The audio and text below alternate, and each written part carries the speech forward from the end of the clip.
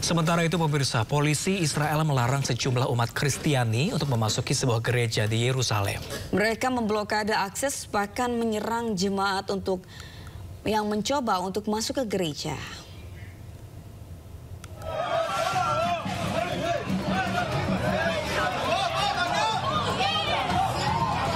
Rekaman amatir menunjukkan sejumlah personel kepolisian Israel mengadang umat Kristiani di Yerusalem yang ingin beribadah ke gereja. Mereka memblokade akses masuk ke gereja serta memasang pagar di sekitar. Sejumlah jemaat pun berupaya untuk menerobos masuk namun didorong oleh para personel kepolisian. Ketegangan antara polisi dan jemaat gereja pun terlihat, teriakan serta dorongan juga mewarnai situasi di halaman depan gereja. Insiden ini pun memicu kecaman warganet yang menilai tindakan tersebut sebagai pelanggaran hak beribadah.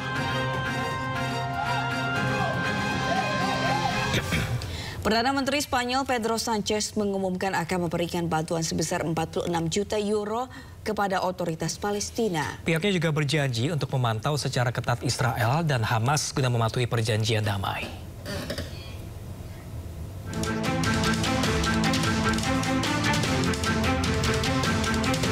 Spanyol mengungkapkan dukungannya atas warga Palestina.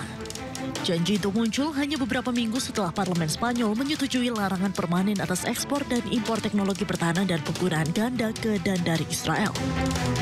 Hal ini merupakan sebuah langkah yang secara luas dilihat sebagai sinyal politik penentangan Madrid terhadap konflik Gaza. Menurut pemerintah Spanyol, paket bantuan senilai 46 juta euro akan dikirim untuk mendukung pemerintahan Palestina. Dana tersebut akan membantu memastikan stabilitas keuangan otoritas Palestina dengan menanggung gaji dan layanan penting. Les anuncio que la semana que viene el gobierno transferirá a la autoridad palestina 46 millones de euros extraordinarios en ayuda socioeconómica a través de programas europeos. Saat ini otoritas Palestina meluncurkan rencana rekonstruksi 5 tahun senilai 67 miliar dolar Amerika Serikat pada pertengahan Oktober dalam upaya memulihkan pemerintahan penuh atas daerah kantong sebagai bagian dari negara Palestina di masa depan. Pemirsa, Israel telah mulai membangun tembok perbatasan baru di wilayah Lebanon. Hal ini pun memicu kekhawatiran penduduk setempat akan adanya perampasan tanah.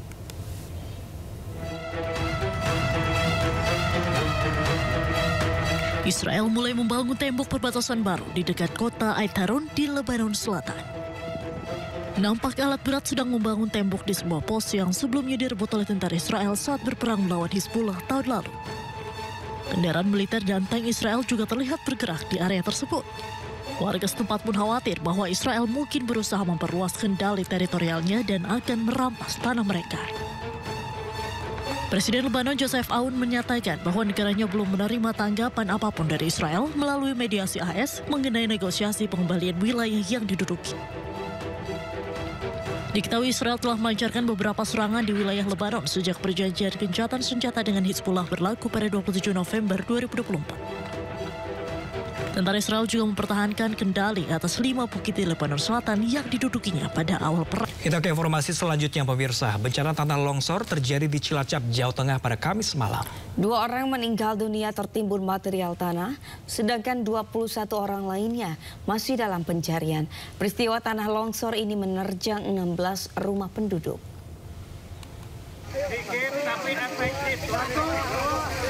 Tim Basarnas, TNI, Polri, dan relawan melakukan pencarian korban tanah longsor yang terjadi di desa Cibui, Kecamatan Majenana, Cilacap, Jawa Tengah, Kamis malam. Tanah longsor menerjang 2 dusun Tarukahan dan dusun Cibui. Sebanyak 16 rumah warga tertimbun material longsoran tanah. Peristiwa ini menyebabkan 2 orang tewas tertimbun tanah longsor. Kemungkinan korban akan terus bertambah. Pasalnya berdasarkan data BPBD Cilacap, sebanyak 20 orang lainnya belum ditemukan. Tim SAR gabungan berhasil mengevakuasi korban dari runtuhan rumah warga. Tanah longsor ini terjadi pada Kamis malam pukul 21 waktu Indonesia Barat.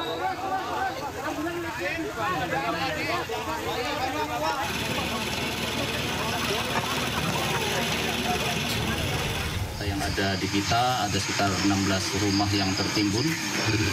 termasuk warganya 30 orang yang tertimbun, tapi alhamdulillah sudah bisa terangkat 6 orang, 5 orang selamat dan 1 orang meninggal dunia. Jadi prediksi kami ini datanya juga masih dinamis. Prediksi kami malam ini masih ada sekitar 24 orang berarti yang tertimbun di longsoran ini di 2 dusun, yaitu dusun Tarukahan sama dusun. Pemirsa, mengganggu akses jalan menuju stasiun Depok, bangunan liar di sepanjang jalan dan di atas saluran air menuju stasiun ditertibkan. Pedagang kaki lima hanya bisa pasrah dan memindahkan barang jualan mereka.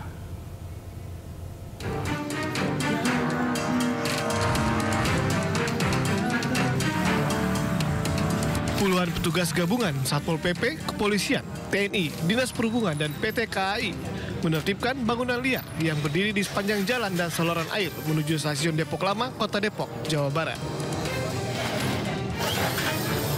Deretan kios serta lapak semi permanen yang sudah bertahun-tahun berdiri dirobohkan petugas. Sejumlah pedagang hanya bisa pasrah dan memindahkan barang dagangan mereka. Pedagang mengaku sudah mendapati surat peringatan sebanyak 3 kali.